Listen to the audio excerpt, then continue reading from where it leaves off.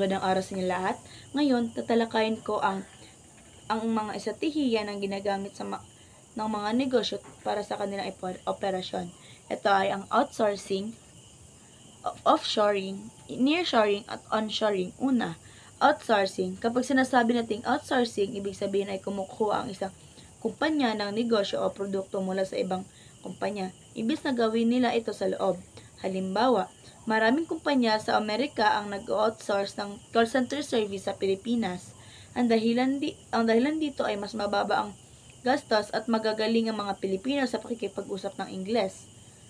Ang positibong epekto nito ay nakakatipid ang kumpanya at nakakapagbigay ng trabaho sa ibang bansa. Pero ang negatibong epekto nito ay posibleng bumaba ang kalidad ng serbisyo at mababawasan ang trabaho ng mismong bansang pinagmulan ng kumpanya. Ikalawa, offshoring. Kapag sinasabi nating offshoring, ito ay paglilipat ng operasyon sa ibang bansa, kadalasan sa mga lugar na mas mababa ang labor cost. Halimbawa, isang kumpanyang Amerikano ang nagtayo ng factory sa China para mas mura ang paggawa ng gadget.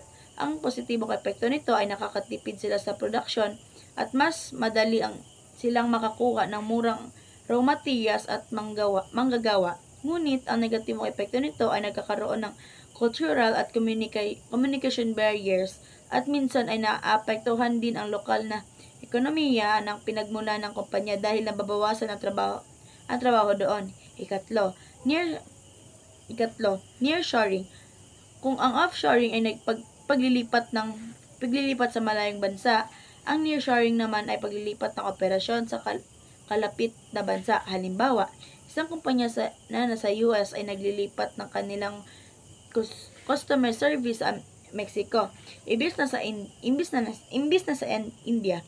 Ang benepisyo nito ay mas malapit na ang lokasyon, kaya mas madali ang pakikipag-coordinate. Halos pareho din ang oras at kultura. Pero ang negatibong epekto nito ay hindi kasing mura ang offshoring at may posibilidad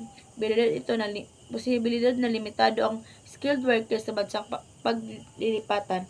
At panghuli ay ang onshoring. Ang onshoring naman ay pagbabalik ng operasyon sa sariling bansa imbes na igawa sa labas. Halimbawa, may mga American clothing brands na nagbabalik ng kanilang production sa US imbes na nasa Asia.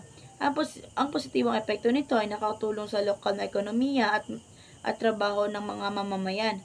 Mas kontrolado rin ang kalidad ng operasyon. Ngunit ang negatibong epekto nito, mas mataas ang gastos ng labor at production, kaya mas malaki ang puhunan ng kumpanya at mas maliit ang kita.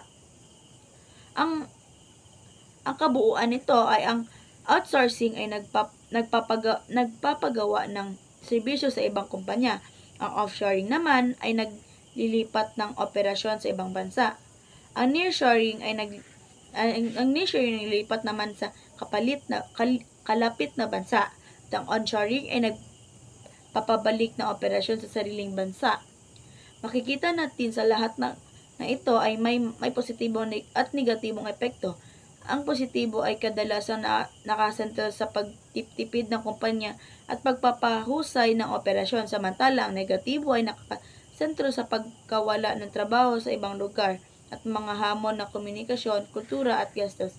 Sa huli, ang kumpanyang gumagamit ng ganitong estratehiya ay kailangan mag-isip ng balanse.